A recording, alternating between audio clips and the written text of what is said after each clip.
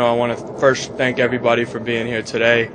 I want to say a special thank you to Michael Weiner and the Players Association for supporting me through this situation and through this challenge. I want to thank the entire Milwaukee Brewers organization, starting with Mark Attanasio, who truly represents everything that's good about our game today. I want to thank my teammates, many of whom are here today, have supported me through this entire situation. I want to thank my family, my friends, a lot of other players around the league who have supported me, who have been there for me, and who have stood by me through the biggest challenge I've ever faced in my life.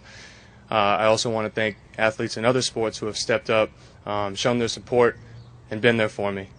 I want to take a moment to especially thank the fans, all the fans who have supported me, as well as the fans who withheld judgment as I respected the confidentiality of this case. As I've previously stated, this is without a doubt the biggest challenge I've ever faced in my life, and it's made it that much more challenging that I've had to deal with it publicly. But I truly view this challenge as an opportunity, just as I viewed every other challenge I've faced in my life as an opportunity. I've tried to respect this process, even though the confidentiality of the process was breached early on. I've tried to handle the entire situation with honor, with integrity, with class, with dignity, and with professionalism, because that's who I am, and that's how I've always lived my life.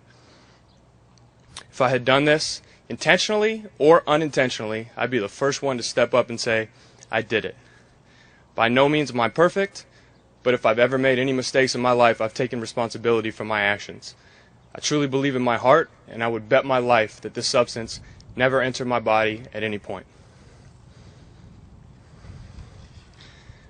I've always had tremendous respect for the game of baseball, and part of the reason that I've kept quiet throughout the course of this ordeal, and part of the reason why I won't be allowed to get into all of the details today, is to put the best interest of the game ahead of the best interest of myself.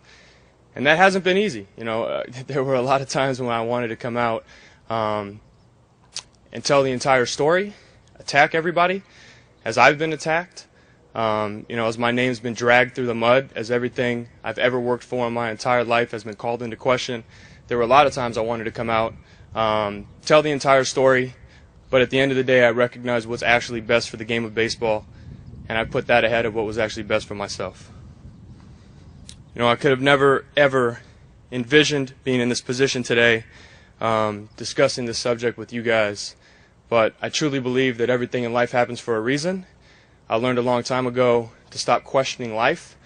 I believe that everything that's thrown at us we're able to handle, and that there's a reason for it. I've yet to figure out exactly what the reason for this is, but I don't question that. I have always stood up for what is right. Today's about everybody who's ever been wrongly accused and everybody who's ever had to stand up for what is actually right. Today is not just about me. It's not just about one player. It's about all players. It's about all current players, all future players, and everybody who plays the game of baseball. In spite of the fact that there have been many inaccurate, erroneous, and completely fabricated stories regarding this issue, I've maintained the integrity of the confidentiality of the process. There's never been a personal medical issue. I've never had an STD.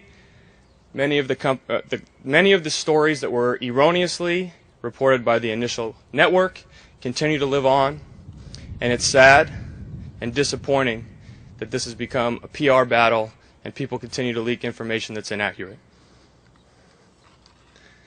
I will continue to take the high road because that's who I am, and that's the way that I've lived my life. We won because the truth is on my side. The truth is always relevant, and at the end of the day, the truth prevailed.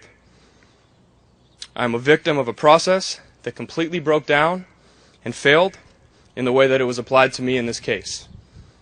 As players, we're held to a standard of 100% perfection regarding the program, and everybody else associated with that program should be held to the same standard.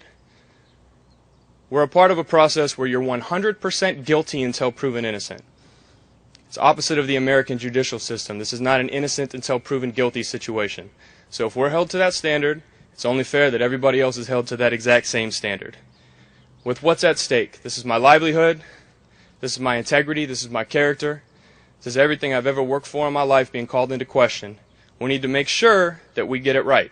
If you're going to be in a position where you're 100% guilty until proven innocent, you can't mess up. And today's about making sure that this never happens to anybody else who plays this game. The system, in the way that it was applied to me in this case, was fatally flawed. The initial test result in question was on October 1st. It was a playoff game. I was made aware of the positive test result on October 19th, at which point I had a conversation with the Players Association.